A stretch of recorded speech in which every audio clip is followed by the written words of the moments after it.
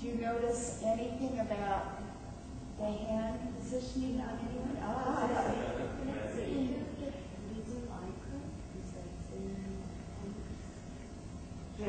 That's a gesture of blessing. So try that. See if you can do that.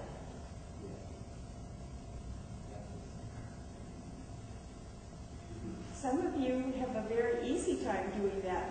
My fingers don't want to do that anymore. They did once upon a time.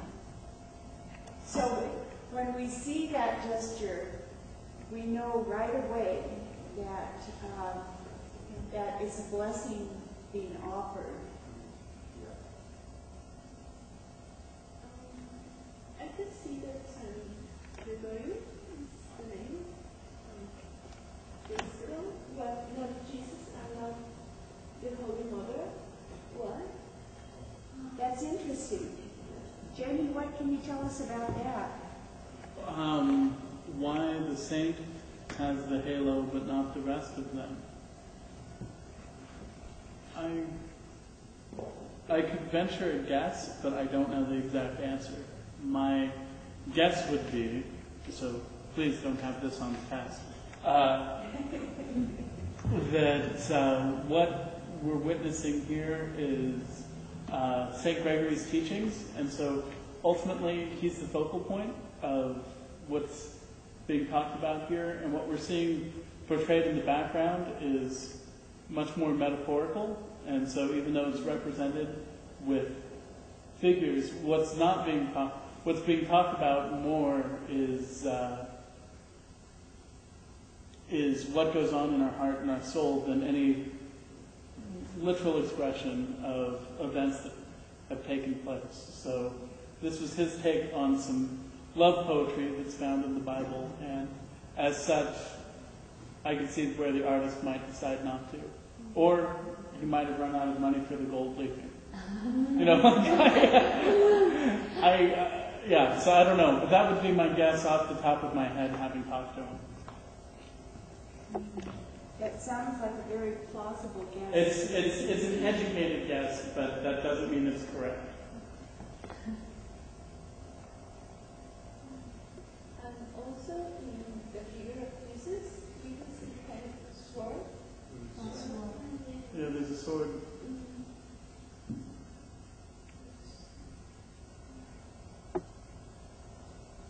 And that was traditional in Middle Eastern weddings, for the groom to have a sword, which is why Jesus is there portrayed with a sword.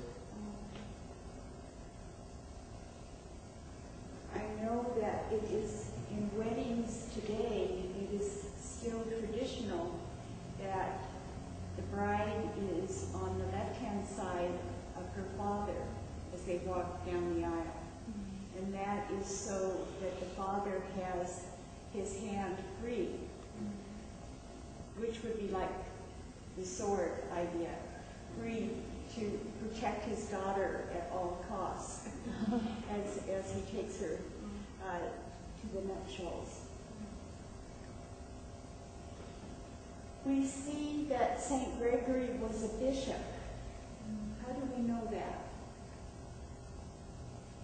I don't know the name. Where are the cross? With the crosses? Right, with the crosses.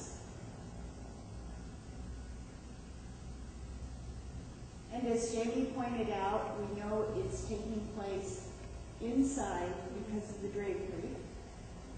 And also, I think the St. Gregory has his hand covered because he's reading the Bible, or maybe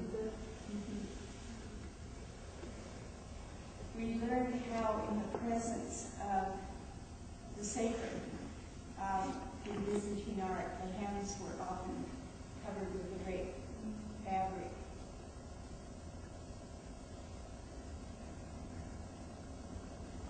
So that makes sense that a hand that held the Bible would be covered.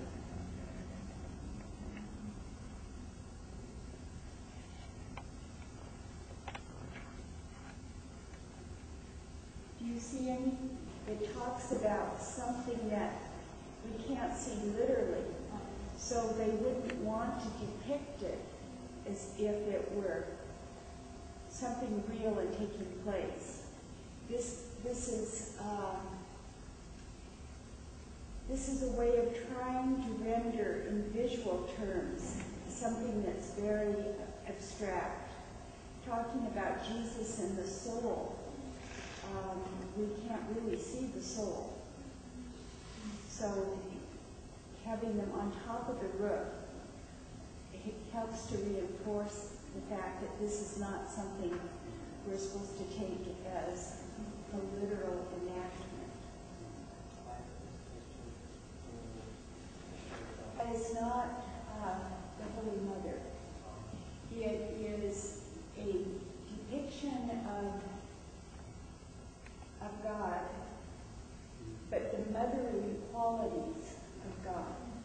So the Bible tells us that God is like a father in some respects, and God is like a mother in other respects. And so in this particular depiction, they have chosen to show the motherly quality of God, because we know that God is spirit. The Bible tells us that God is spirit, and God is like a father, but God is also like a mother. So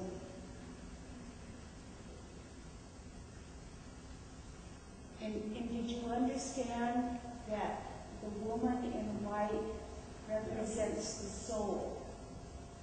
So not a person, but she represents the soul. Hello?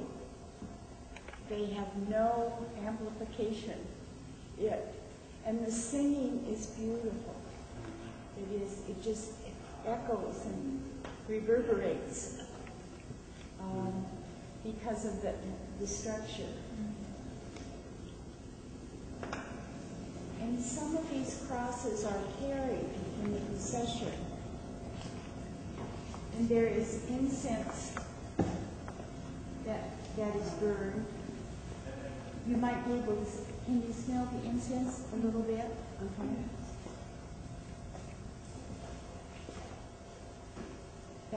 That must be there.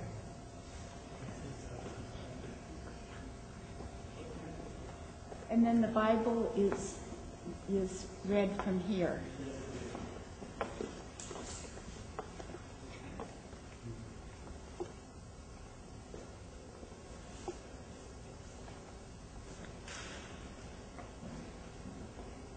And aren't these beautiful?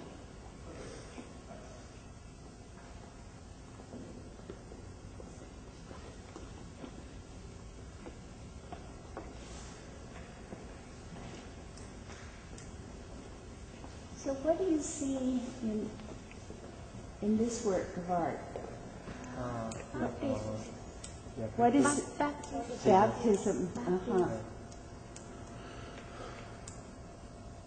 These are very old Coptic icons. This one and the one across here. So a very different style of iconography. Mm-hmm.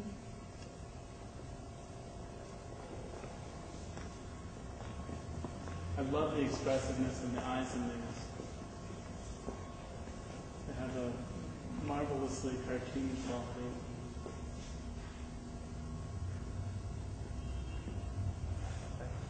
But you have noticed also in the icons, and it's very clear here, the eyes are usually very stylized, and they're very expressive. And in the Byzantine tradition, it was believed that the eyes were the window to the soul.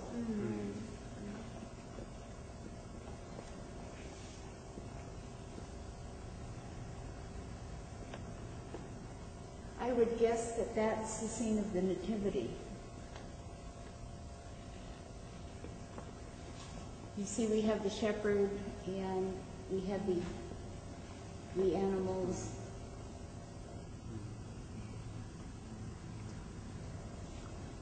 Remember the example I showed you had so many elements in. It's like telling the whole story, all in one panel. So this is a more specific one. Now, is there anything else that you would like to ask about